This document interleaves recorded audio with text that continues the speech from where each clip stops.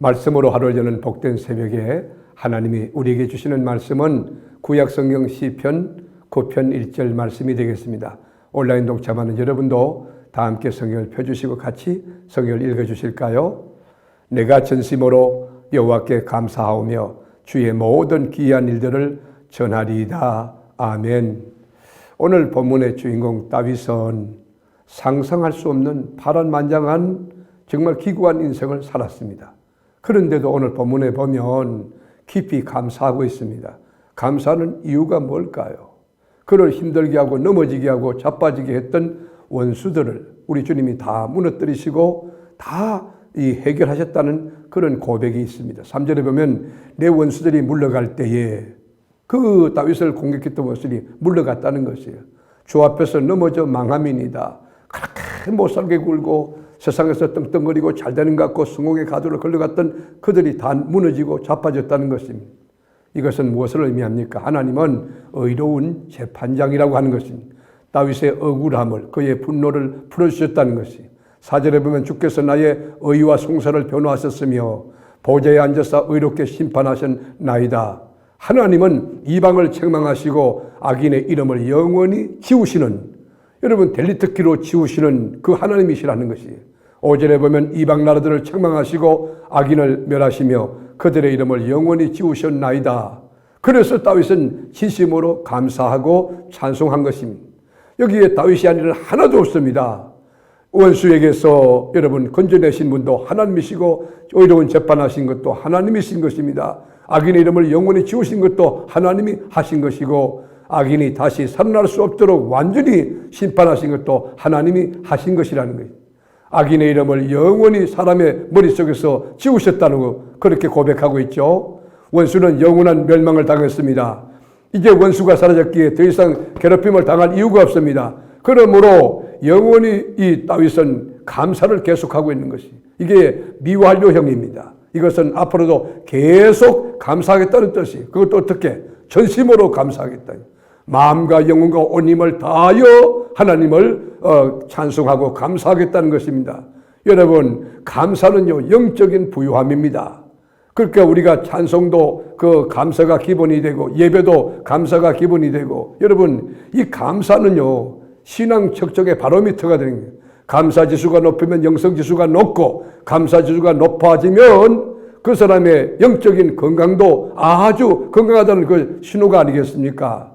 여러분 아픈 사람이 어떻게 감사할 수 있겠습니까? 물론 믿음이 좋은 사람은 속에서부터 감사와 기쁨이 넘치니까 그렇게 할 수 있지만은, 여러분 우리가 영적으로 건강하지 못하면 불평하고 좌절하고 낙심하게 됩니다. 우리 성도의 기도, 우리가 기도할 때도 하늘로 올라가는 향연 아닙니까? 그럴 때 감사의 향기로 하늘로 올라갈 때 하늘 보좌를 진동시키고 하나님을 감동시키고 응답이 넘치고 하나님 기뻐 받는 그런 기도가 되는 거 아닙니까? 우리가 하루 종일 무릎 꿇고 기도할 수는 없지만, 또 하루 종일 우리가 하나님을 예배할 수 없지만, 우리 삶의 현장에서 순간순간 감사하고 먹고 마심에 감사하고 일할 수 있음에 감사하고 좋은 사람 만남에 감사하고 이렇게 복된 교회 만남에 감사하는 그런 삶을 산다면 얼마나 귀하겠습니까? 오늘 본문의 주인공 다윗은 파란만장한 인생을 살았습니다.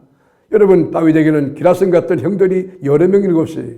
7명의 형들이 있었지만 다윗은 그 집에서 이름조차 없는 그런 보이지 않는 존재였습니다. 밥만 먹으면 소리 없이 들판에 나가서 양 몇 마리를 치면서 하루 종일 지나다 집으로 돌아오면 집에서 누구든지 반겨주는 사람이 없는 정말 쓸쓸한 외롭고 고독한 인생이었어요. 사무엘 선지가 이새의 아들 중에 한 명을 선택해서 기름을 붓고 왕으로 삼으려 했는데도 거기에 다윗은 아예 없었습니다. 외면당했습니다.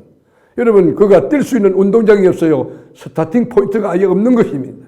자격도 없었어요.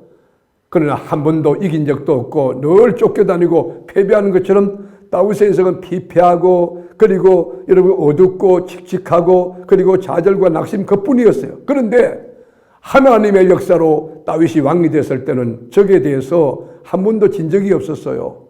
우리가 사무엘의 8장 6절에 보면 다윗이 다메섹 아람의 수비대를 두매 아람 사람이 다윗의 종이 되어 조공을 바치니라.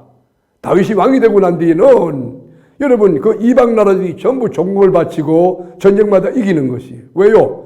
다윗이 어디로 가든지 여호와께서 이기게 하십니다. 누가 이기겠습니까? 누가 전쟁의 총살인관이 되었습니까? 누가 능력과 권세가 되었습니까? 다윗이 하닷 에셀의 신복들이 가진 금은 방패를 빼앗아 예루살렘으로 가져오고, 여러분, 다윗이 왕이 됐을 때 넓은 국토를 가지는 것, 그리고 통일 왕국을 이렇게 통치하게 되는 것, 이거 다 하나님의 역사입니다. 이 땅에는 우리가 이해하지 못할 일들이 참 많습니다. 혼란스럽습니다. 답답합니다. 낙심될 때가 많습니다. 이 세상의 주관자가 하나님이라는 사실, 그 진리를 우리는 잊지 않아야 인생의 방향, 믿음에서 흔들리지 않습니다. 악한 자들이 자기가 파놓은 웅덩이에 빠지고 함정에 걸릴 것이지만 하나님은 백성을 건지시고 보호해 주십니다. 하나님은 자기 백성을 버리지 않고 끝까지 돌봐 주십니다. 그래서 어느 시인은 말하기를 버림받은 사람보다 잊혀진 사람이 더 불쌍하다 했는데, 하나님은 결코 사람을 잊지 않으십니다. 우리가 감사로 제사를 드리고, 감사로 아침에 눈을 뜨고, 감사로 밥을 먹고, 감사로 사람들을 만나고, 감사로 사업할 때에 이 땅의 아름다운 하나님의 역사를 찬송할 때에 하나님께서 우리를 기뻐한다는 사실을 기억해야 할 것입니다. 말씀으로 하루를 여는 복된 새벽, 사랑하는 교우 여러분, 우리 인생 행로에 다윗같이 숱한 장벽도 장애물도 있을 것입니다.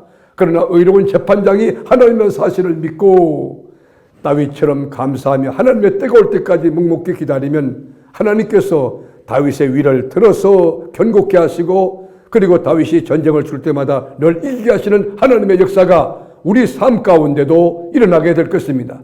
다윗의 하나님이 나의 하나님이고 아브라함의 하나님이 나의 하나님일진데, 오늘도 주님의 이름으로 승리하는 믿음의 기도, 그리고 감사의 행전이 계속 진행될 수 있기를 주의 이름으로 축복합니다. 기도하겠습니다. 주님, 우리 인생 노에 예기치 못한 다양한 사건을 우리가 만날지라도 다윗처럼 담대하게 믿음 가지고 꾹 참고 주님의 때가 올 때까지 기다리는 그런 영성과 믿음의 큰 그릇들 되게 하옵소서. 우리를 죄와 사망에서 건져주신 너무너무 좋으신, 오늘도 승리케 하시는 예수님의 이름으로 기도합니다. 아멘.